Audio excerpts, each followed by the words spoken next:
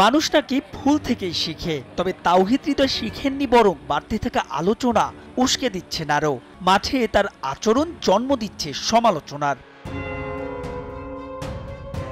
আবাহনীর বিপক্ষে ম্যাচে আম্পায়ারদের সঙ্গে বাদানুবাদ, অশোভন মন্তব্য, 2 ধাপে 7 ডিমেরিট পয়েন্ট আর 2 ম্যাচ নিষেধাজ্ঞা। পরবর্তীতে বিসিবির রাতারাতি বাইলজ পরিবর্তন, তামিমের নেতৃত্বে ক্রিকেটারদের শোডাউন। গেল কয়েকদিন কতই না হাস্যরসের জন্ম দিয়েছে দেশের ক্রিকেট, কিন্তু হৃদয় পরের ম্যাচে গাজীর বিপক্ষেই করেছেন একই ভুল।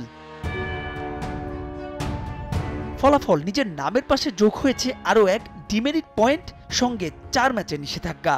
যদিও মোহামেডানের দাবি ছিল আবাহনীর বিপক্ষে লিগ ডিসাইডার ম্যাচে যাতে খেলতে দেয়া হয় তাকে, তবে এবার আর নিয়মের কোনো ব্যত্যয় করতে চায় না বাংলাদেশ ক্রিকেট বোর্ড। ফলাফল সেই ম্যাচে নিষিদ্ধই থাকছেন মোহামেডান অধিনায়ক। নিয়ম হচ্ছে ইমিডিয়েট এফেক্ট। আপনি যদি পড়েন এই লেখাটা, ওই কোড অফ কন্ডাক্টে লেখা আছে ইমিডিয়েট এফেক্ট।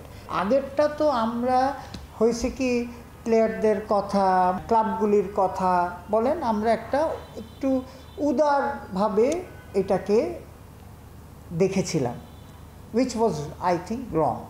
মানে এটা কিন্তু কালেকটিভ ডিসিশন হয়েছিল যে ইয়াং ছেলে, ফিউচার আছে, হ্যাঁ, এইসব চিন্তা করে কিন্তু একটা ডিসিশন নেওয়া হয়েছিল যে ঠিক আছে একটা ম্যাচ করে দেব। কিন্তু আমাদের যেটা ভুল হয়েছিল যে প্রসিডিউরাল মিস্টেকটা হয়েছিল।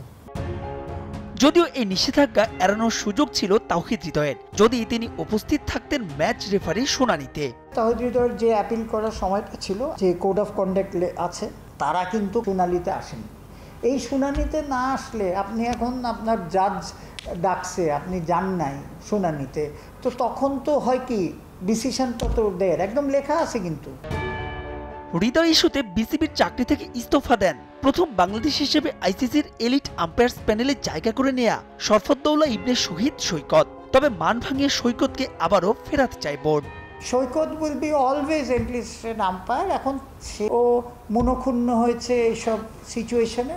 আমাদের আটমোস্ট অ্যাজ আ আম্পায়ার কমিটির চেয়ারম্যান এবং আমার ডিপার্টমেন্টের আটমোস্ট চেষ্টা হবে যে ওকে রিকোয়েস্ট করবো আমরা, যে ও একটা তো আইকন বাংলাদেশে। সব মিলিয়ে বোর্ড, ক্লাব, ক্রিকেটার আর আম্পায়ার প্যানেলের মধ্যে যে দূরত্ব তা স্পষ্ট, যে কারণে আরো উত্তাপ বাড়ছে মঙ্গলবারের আবাহনী মোহামেডান ম্যাচ নিয়েও। মাহবুব রিমন, সময় সংবাদ, ঢাকা।